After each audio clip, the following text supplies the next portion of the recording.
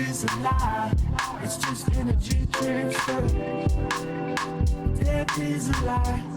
It's just energy transfer. 'Cause we're all alive. It's just energy transfer. We're all alive.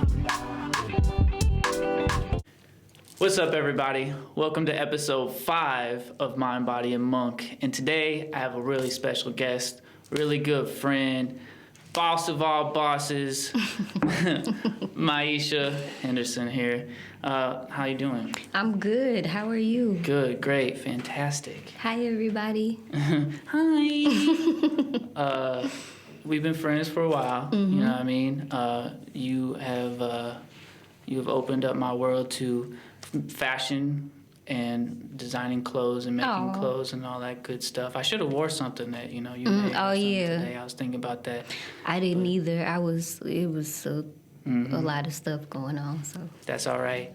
But really, topic today is manifestation. I think when we would get into our talks and everything, that's really like the biggest thing, and I felt like you were pushing. Yeah, for sure. I don't know if it was because like at the time I was just like saying all these things, and you were trying to enlighten me in ways. Being stubborn. Yes, there you go. I wasn't trying to manifest right there, but you said it. So that's where we're at. But yeah, so really, we can start this off, and I always say this. Let's start this off halfway through it. I just want to get into like your background a little bit. Like what got you into making clothes? I know you've always been talented and did a lot of different things even before that. But like what got you into making clothes? And then like more importantly, like how did you get where you are now with it? Well, I've been interested in fashion since like as far back as I can remember. I've always been, fashion magazines, fashion shows when they had them on like E! Network in the middle of the night when I was in high school. Like as far back as high school, or I was really into that. And then I took a sewing class my senior year in high school. And then that was kind of like the start. I learned like the basics, and that was in 2006. So that was like so I learned the basics, and then high school was over, so I just kind of stopped sewing for probably about 6 years. I had a sewing machine because I had gotten one that year. Yeah. But I kind of put it away once the sewing class was over, and for about 6 years, I was like, I'm going to pick back up on that. I'm going to pick back up on sewing. So, like, I kept saying I was going to get back to it, but I didn't, and 6 years came around. And then I actually finally got back to it because I was working in retail. I was working at Gap, and I worked there for about 9-10 years total. And so while I was working at Gap, I had a situation occur, a legal situation. Well, actually, let me go back because I skipped some stuff. That's all right. So I was working at Gap, and then I was just like, I wasn't really like sick of St. Louis, but I was like ready to try some, like just trying to see where I can go. And a friend lived in Arizona, and so I moved out there. I was working at Gap, and then I transferred and I moved to the Gap out there. And then so what happened was I was about to come back for Thanksgiving break, I believe, and got in some legal trouble. Actually, when I got back, pretty much couldn't leave. There was a situation that I didn't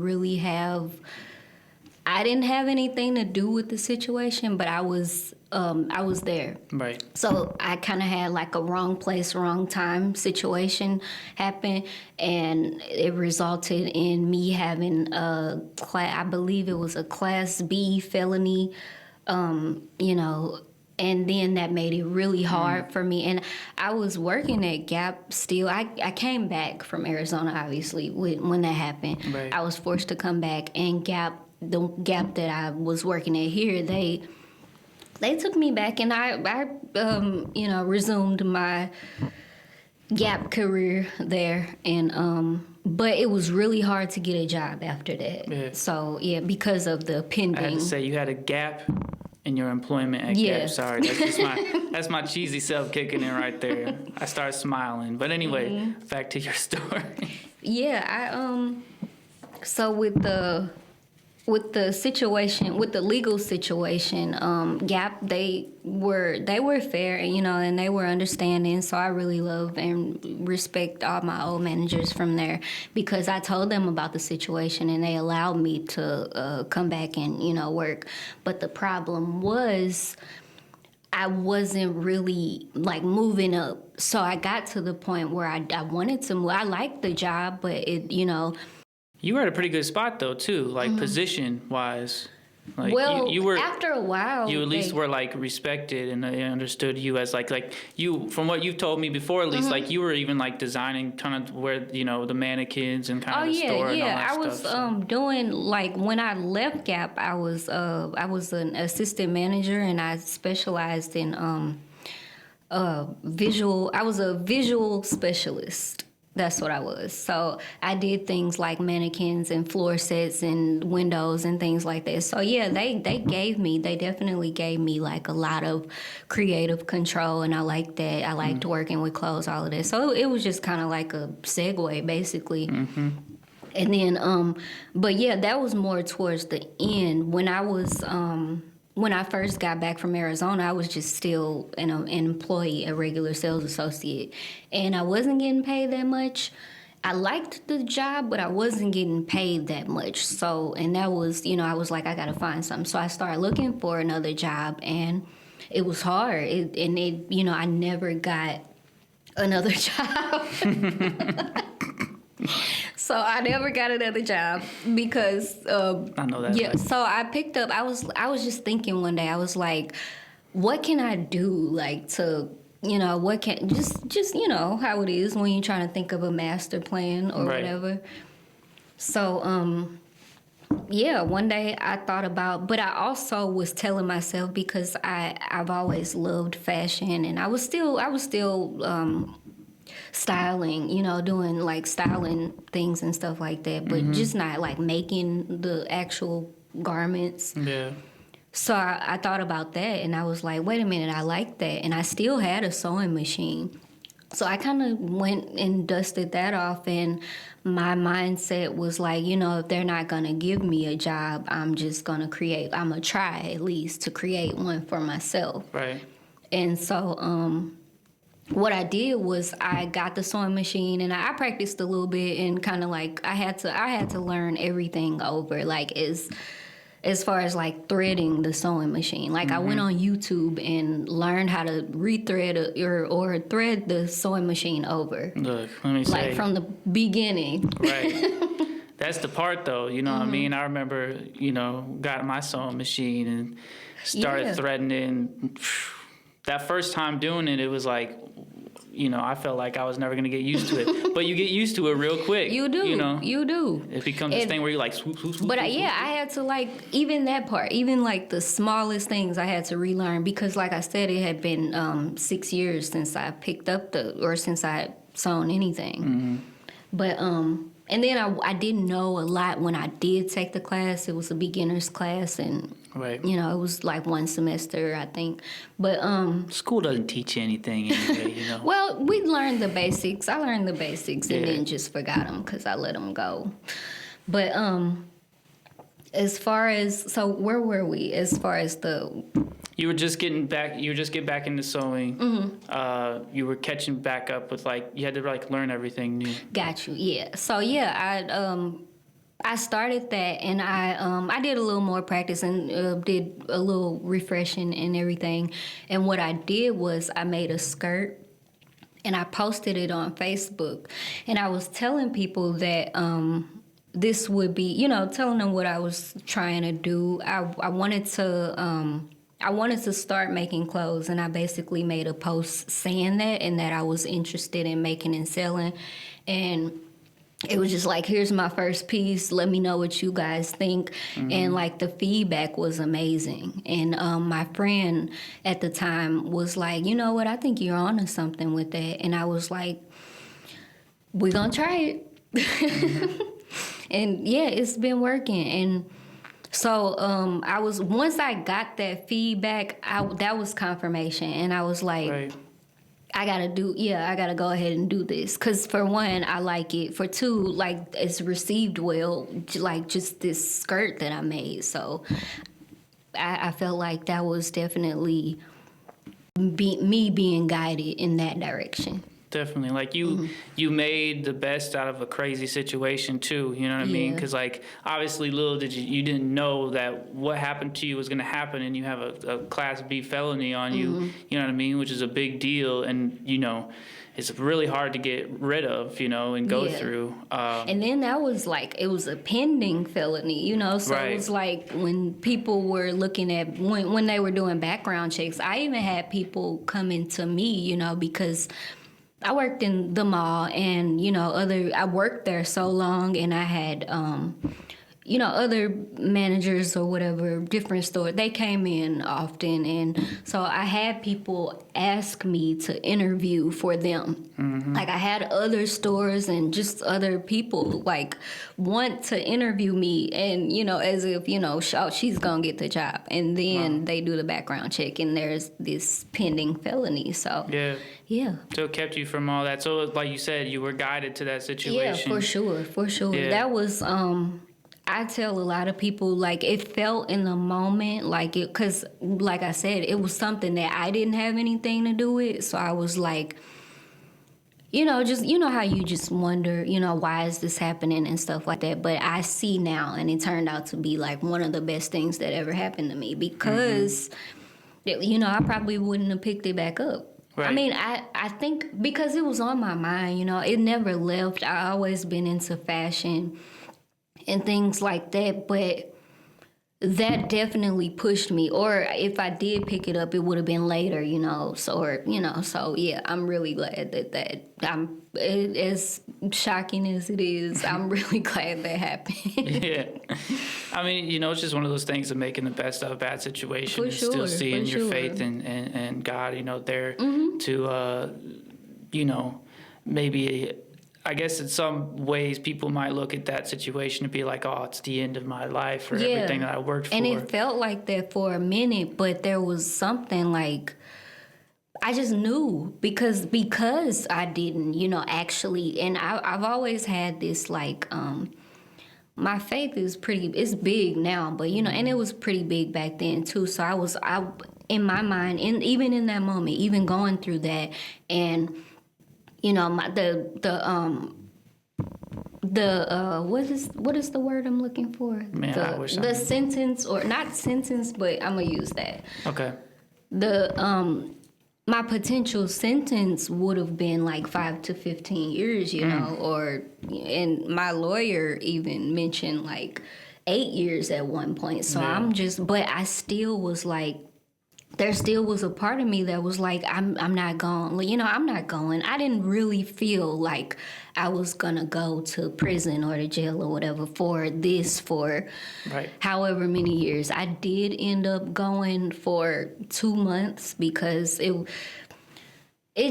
was a lot. Like, I was in school and working by the time. So the case went on for like 2 years. So I'm going back and forth to court trying. And so it was 2 years of me wondering, like, you know, am I going to go to prison, you know, for some years? And then they finally decided, because by the time it was, you know, they were ready to sentence, I was going to school, I was working, and I had not even a traffic ticket. I was 19, by the way. Right. I had not even a traffic ticket on my record. So, like, all of that really helped. And he knew, you know, he knew that, you know, I didn't have anything to do with it. So he gave me 2 months, and then I also had probation. So yeah, and that was still like not just the pending felony, but it was the probation too that was hindering getting a job. So like all of that was just like Yeah, but yeah, I didn't feel like that was my fate. I wasn't accepting that even then, Right. even when it was like in my face. And then in the back of that closet, that shiny light right on that sewing machine. Yeah, And for you were sure. like, "Whoa!" And But- see, I didn't even know with the sewing machine. It was just like I'll try it, Yeah. but it worked. Right. Definitely. Obviously, it did work. So, like, in saying that, that's one. Let me just say that's always, you tell me that when we first met. That's just a crazy story. You made the best out of a crazy situation. It's not like you lived that type of life. You were really good in high school, and you did all types of extracurricular stuff too. So it was like, it's one of those out of the blue kind of things. Yeah, But, people like, were like, "What?" right. And so yeah, it's just crazy to me. But like my experience with you is, nonstop, obviously creating, clothes and everything, as far as having ideas and watching so many inspirational speakers, from Sarah Jake Roberts to Sadhguru to Muji to, everybody. Like who right now like has been inspiring you, and what's that, where are you at with that right now? Because I know like that powers me a lot. I still do the same thing. I don't know if you still do the same thing. Oh, for sure. But yeah, like where are you at with that right now? You mean as far as like spiritual teachers or Yeah. Okay. Pretty much everybody you said for one, but I also am really big on Abraham Hicks, and you know about that. Yeah. But yeah, I love like a lot of Abraham Hicks teachings. I resonate with. Same with, like you said, Sarah Jakes Roberts. I like how she's Christian, but but she's Christian and she preaches. Well, but she preaches almost in a more esoteric way as well, So she kind of like bridges. I like that about her, and I like Muji. You mentioned Muji, Sadhguru. Mm-hmm. Of course, you introduced me to Muji, I think. Mm-hmm. Yeah, and who else? Eckhart Tolle. Mm-hmm. I feel like I'm missing a couple people, but because honestly, I listen to spiritual speeches like all the time, and it's about, I want to say it's about 5 or 6 main people, but sometimes it's just like randomness. Right. Like what were you gonna say? Oh no, go ahead. I feel like that got like us on this trip though, where it was like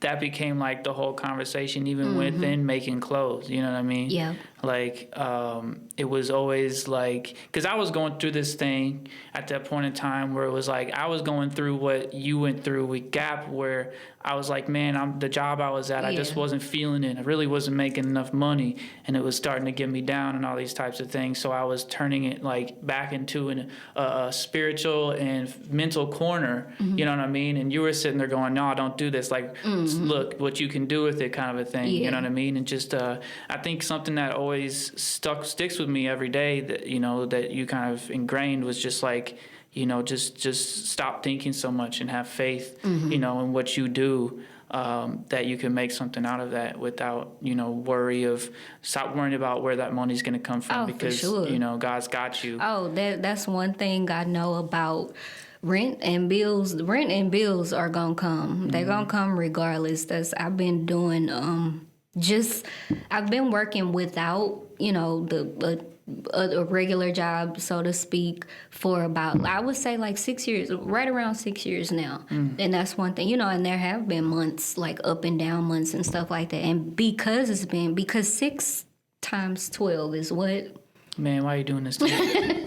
Well, whatever that is, that's how many, well, more than that, but yeah, that's how many months, in a row that I've been doing it with just making clothes and not, a more secure job, so to speak. Right. But, and yeah, it's been times where it was like, oh my God, where you get worried because it don't look like it's going to come. But one thing I can say is every time it'll come. It'll come. And you just got to, and after so many times, it's just, Yeah.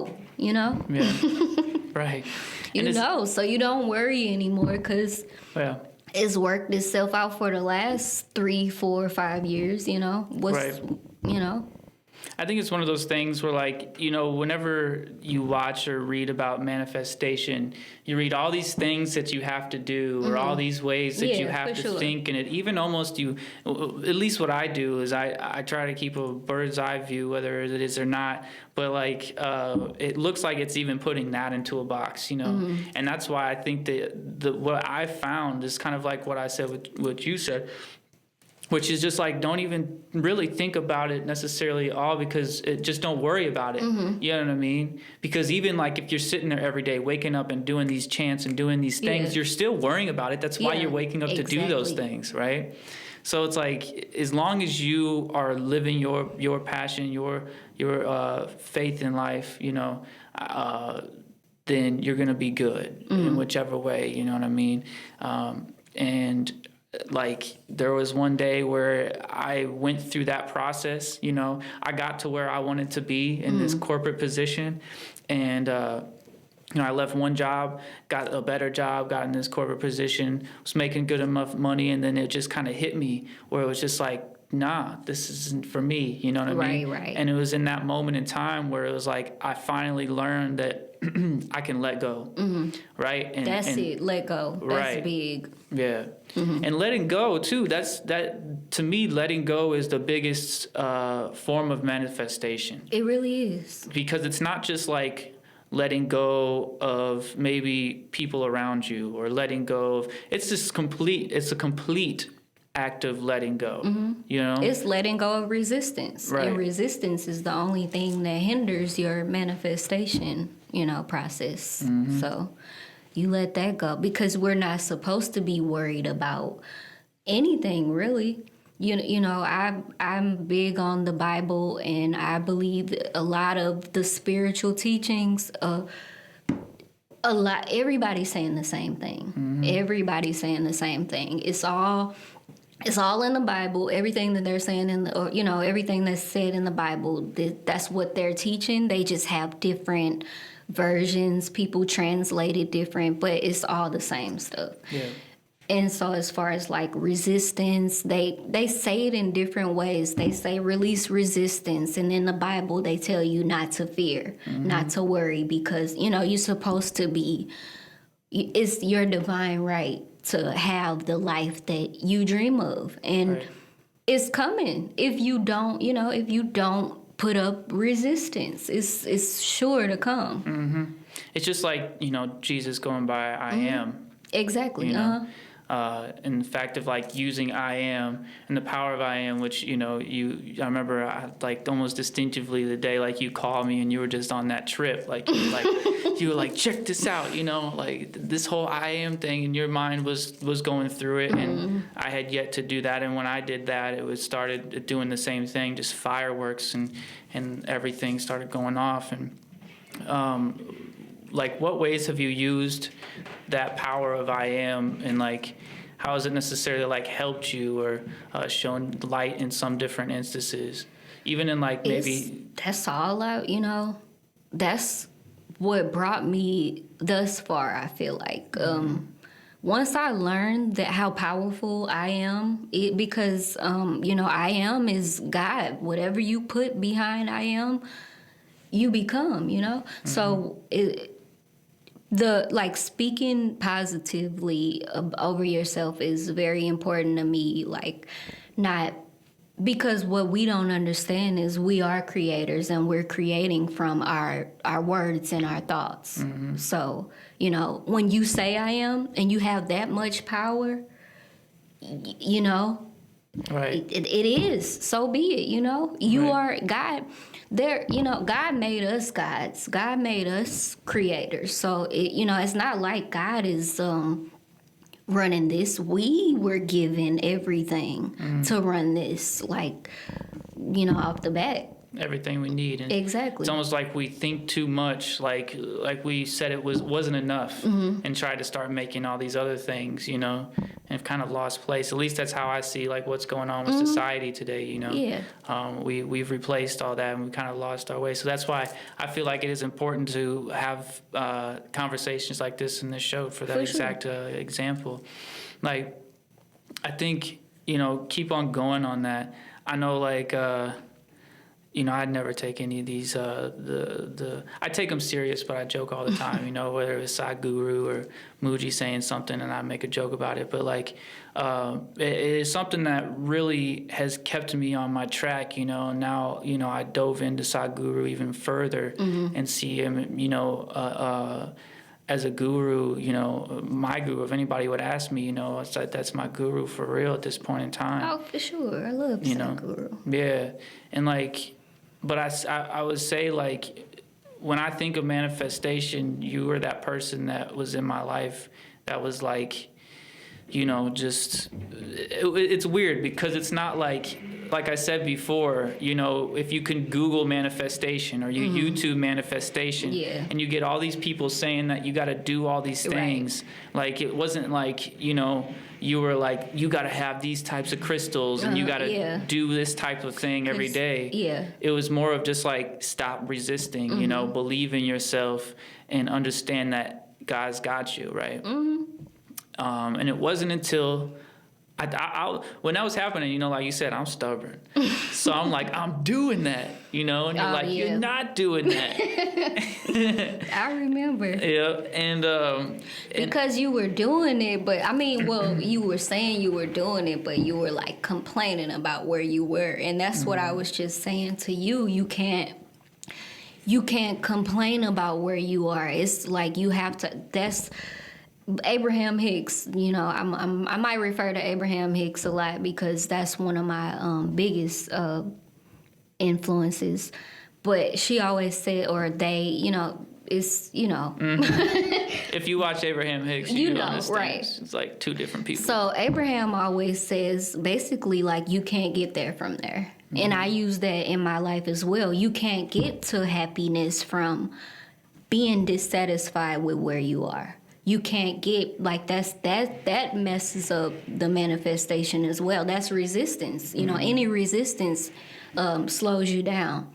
And yeah, you can't hate your life and move into prosperity or good health or whatever it is that you desire. You can't resent where you are right now because you have, like, that's what's pushing you there. Mm-hmm. You can't hate the experiences that are molding you into that. You have to accept everything, and then you think.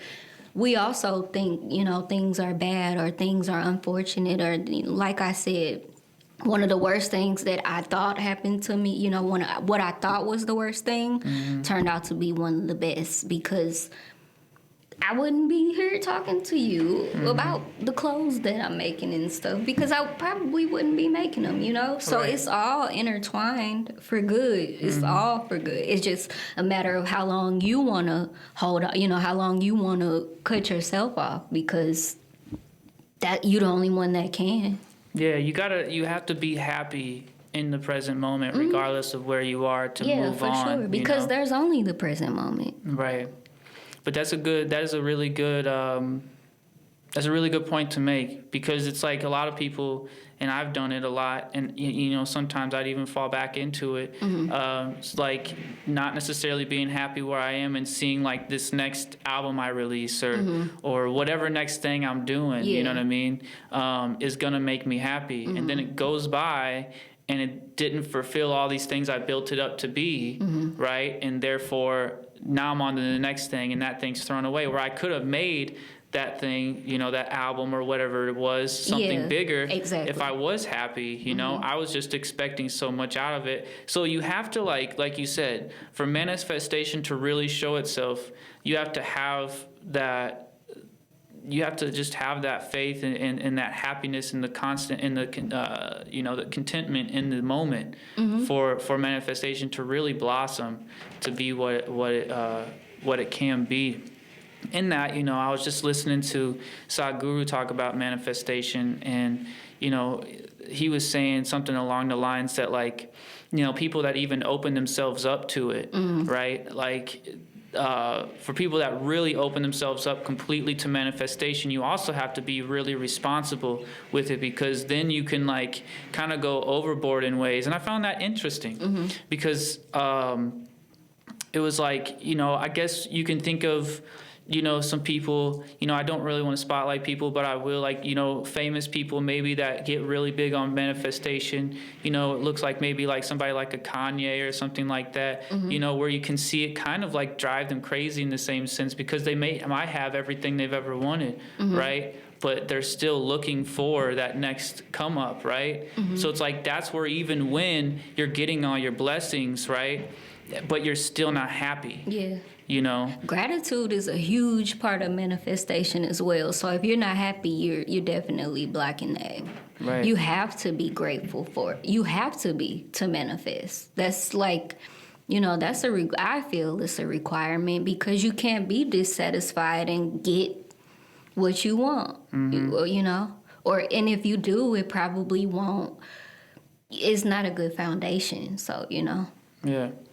So what do you like, where has like everything with your clothes and everything? I know you got like a clothing line. You ended up doing all types of fashion shows. I mean, so many things have led you down this path, you know, kind of like saying for my music and stuff, like, you've been out of this country, you know, fashion weeks and stuff. Obviously, you know, not necessarily showing your clothes there, but like being there and experiencing that. But just doing your clothes brought you to that point. Like, in that, like, you manifested that, you know, in so many ways. Whether you were thinking necessarily like, this is exactly what I wanted, it happened. Like, I bet it was almost like that, though. I'm sure, like, you saw something, was like, I'm gonna be there one day. I did, but I had no idea it was gonna be as soon as it was. I thought one day to me meant, like, you know, maybe a few years from now, you know, however long it takes to get stable enough to travel across the, you know, world. Right. And I wasn't really, I didn't see that at the time, and that actually was that trip was actually a gift. So, like, yeah, that was one of my manifestations as well, because I did want to go. I went to Europe. I went to London Fashion Week. Also went to Paris, and this was it was 2 years in a row, last year and the year before. I have something like a mentor, and she took me to. She knows I'm into fashion, and she's really into fashion herself. She doesn't work in fashion, but she loves it. So she invited me to London Fashion Week. It's an annual trip for her. Now for us, well, this year you know what happened. Y'all know what happened. But yeah, it's her annual trip, and she invited me, and I was just like, what, you know? Because she not only did she invite me to go, but she paid for my trip, you know, and everything. So that it was just, I always talk about that particular manifestation, because for one, here's rewind. This was when I was I'm 32 now. This was when I was 30. So when I turned 30, well, the year I turned 30, like the beginning of the year, I would say, I wanted to go to Paris for my 30th birthday. And it was a thing, but it wasn't like, I didn't put a whole lot of energy into it, because, you know, time was ticking, money wasn't there. And then, you know, who's going, you know, finding friends to go to, you know. Yeah. So I just kind of forgot about it. And then she calls, so my birthday passed. You know, obviously I didn't go to Paris, and then she calls like a couple months, I think, after, and was like, she asked me if I wanted to go to London, London, and she said that it was Fashion Week, and I watch fashion shows. I watch the little street style videos on YouTube. I'll have it on my TV. So I was watching like London street style videos, London Fashion Week, Paris Fashion Week, street style videos all the time.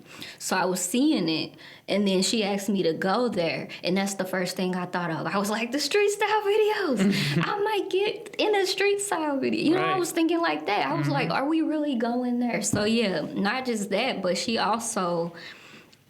was like, well, Paris is a 2-hour train ride from London, so did you want to go to Paris too? And I was like, do I want to go to Paris? It was a definite yes. So that happened. We went to London, all in the same week. We went to London Fashion Week. We also stopped in Miami, but that was another part of the manifestation. Because I used to think, like, as far as vacation, I used to say a vacation is not complete without a beach. So when she was telling me this, like, we're going to, and I didn't have a passport, mind you. Yeah. So, but I was just like, I mean, she invited me. I'm gonna figure that out. Yeah. So yeah, we did Miami too, because she stopped for one day in Miami, and then so we went to Miami on the way to Europe, and then also coming back to America, we stopped in Miami as well. So there were two, ways. yeah. So it was like a trip of a lifetime. It was paradise. I got to see stuff that I watch on TV. I went to, and she really like took care of us, and we really experienced things. And this was, I didn't pay for this, you know? Right. This was not out of my pocket. So like, and then it was just so crazy because it was like, this is clearly manifest. Like, I clearly manifested this. I'm in Paris right now, you know, and I didn't pay for this trip. We went to London Fashion Week and twice. And this was twice, 2 years in a row. And back same this up a little situation. Because I don't think, did you say this part? Like, you met this woman by making her clothes. Yeah, I did. Yeah, and she believed in you so much after you made her clothes that you guys made this connection. So that is, like, from that point on, like, it was that manifestation thing. It wasn't like just somebody for sure. coming through or whatever, you know what I mean? It was like literal, like, she saw your art, she saw your talent and everything and your work ethic and was like opening up. She's been a major blessing. Yeah. And that's just amazing. I mean, you go from what happened to you back when you were 19 to a few years ago. I mean, and I know that you've been busting your ass. Let's say that. First time I think I've said any curse words on the show. But busting your ass really to, like, make your way, make your business going, whether it was prom season, weddings, you know, stuff, you know, clothes for men, you know what I mean? Everybody wants custom stuff, you know what I mean? And you kind of been that person. You know, I never even knew really that much about it until, I mean, I did, but I would have never guessed that there was such of, like, ongoing need for it, as much as I've seen people just come to you, you know what I mean?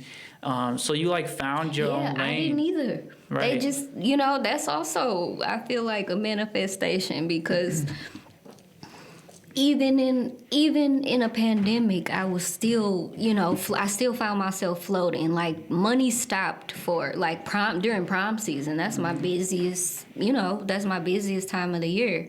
And prom season, like, was just interrupted, and then orders just stopped.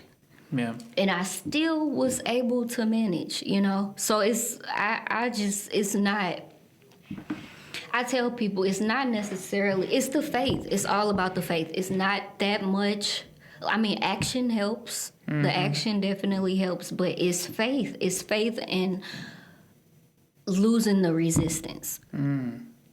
Because you God, your higher self, you know, whatever you want to call the Most High, because it's all the same. Like I said, God is within you. You know, I believe there are two parts. We got a higher self and a lower self.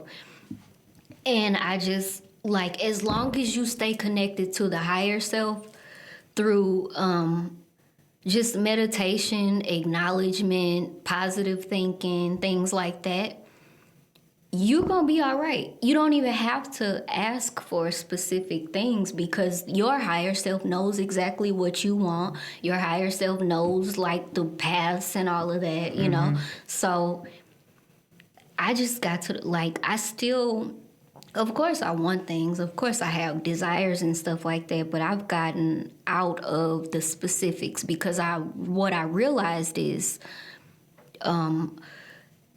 my higher self, the Most High, God's plans are way bigger than anything I could even imagine. And he showed me that because I was thinking once I got to Paris, eventually, you know, and mind you, with that trip, I was still 30 when I went to Paris. You know, it was after my birthday, but in that time, in the time she called and asked, in the time we went, you know, this was all while I was still 30. And I wanted to go for my 30th birthday, and then it just didn't happen, you know. And then it did happen in a way that I never would expect it, because I was thinking if I do go out there, it'll be like a little struggle trip, you know, scrape up some money and stuff. But no, it was we lived. And it was a wonderful experience to me. And like I said, it was something that I didn't come up off money for that, you know. So that was just like, that was God also telling me, like, you don't need, that's what we think we need this, we gotta wait till we get this, and no, God showed me you don't need anything but faith. Right. Yeah, so like during this pandemic, COVID, obviously you don't necessarily have the prom stuff going through. Even before we started this, you told me about people rescheduling their weddings. Like, how have you stayed, how have you kept up your business at this point in time? Faith. Boom, one word. Yeah, I tell everybody my answer, like, because I'm floating. And that's my... that works better than anything has ever worked for me.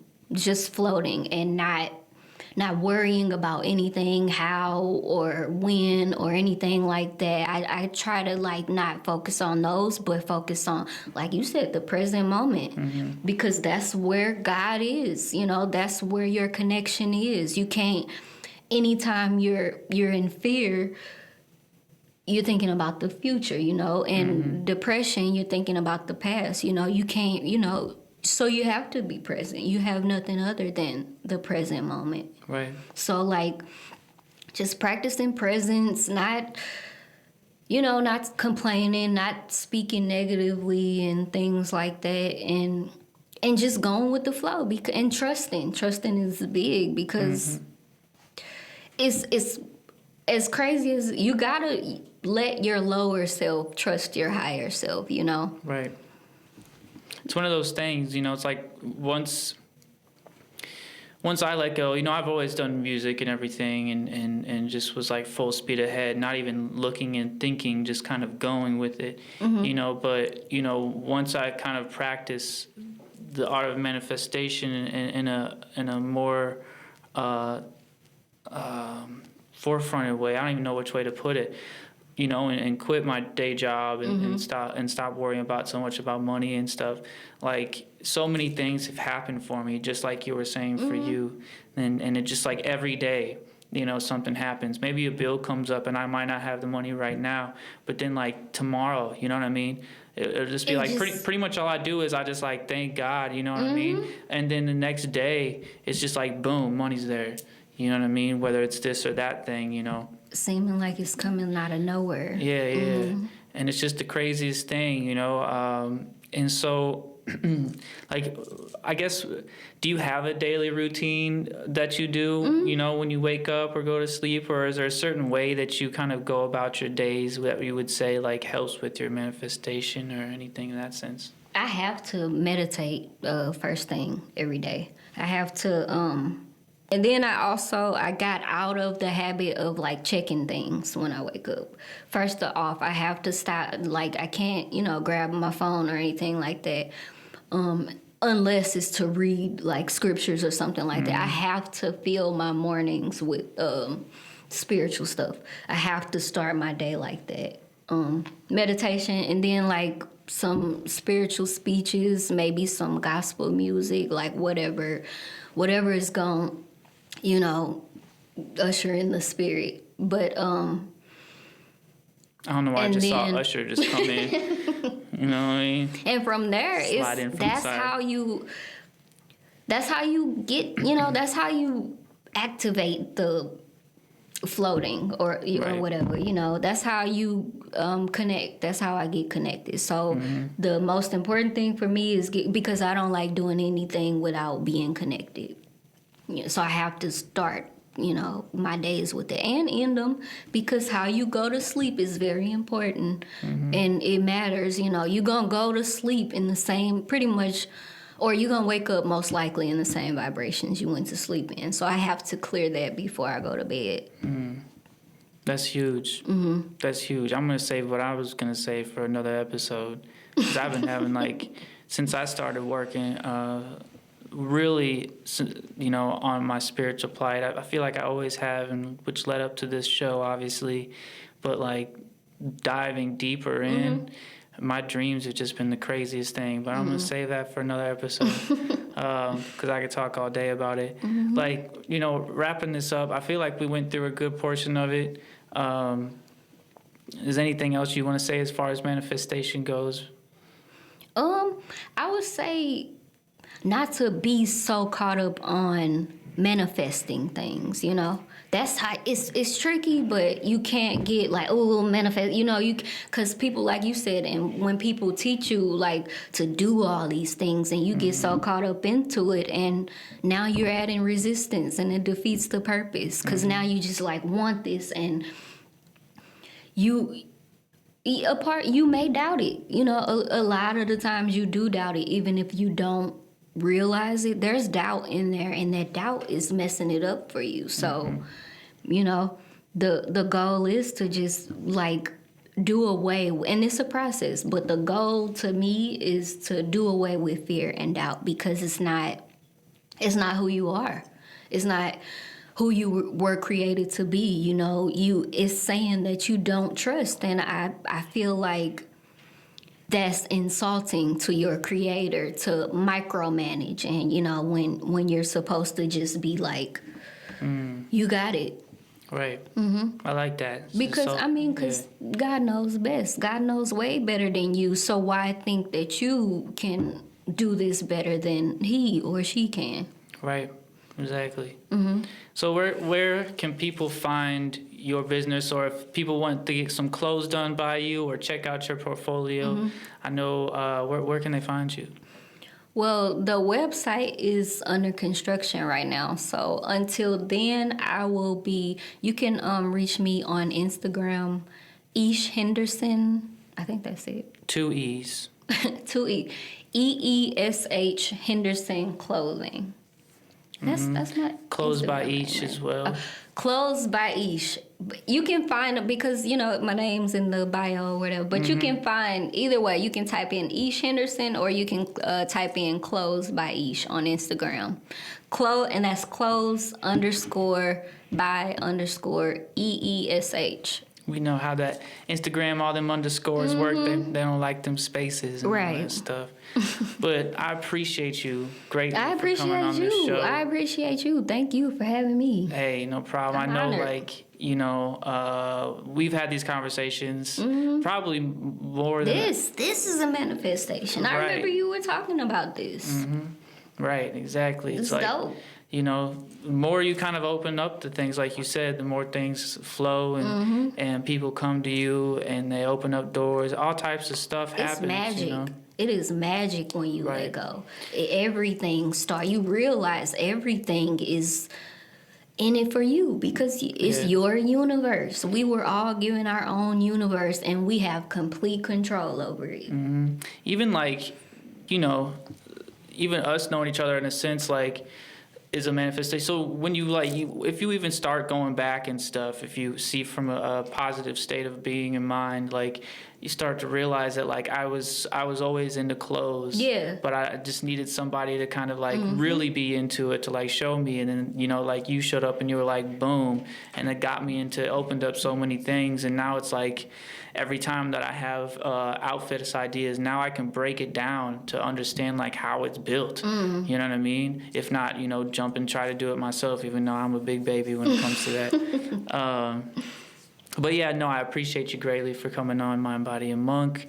Might not be the last time. We'll figure out some other things, Yeah, that's you know. If you guys are looking for clothes, you need clothes done. She does some commission work, but she does have her own line where she makes her own stuff. This coat sitting behind her, I believe she made. Yes, I did. So look This at that. one, That's they can't see it, but a big old coat. That's a big old coat. I'm about to put it on because it's cold. Lining and everything. So yeah, that is episode 5 of Mind, Body, and Monk. We appreciate you listening. Maisha Henderson. I am Monk. Peace. Peace.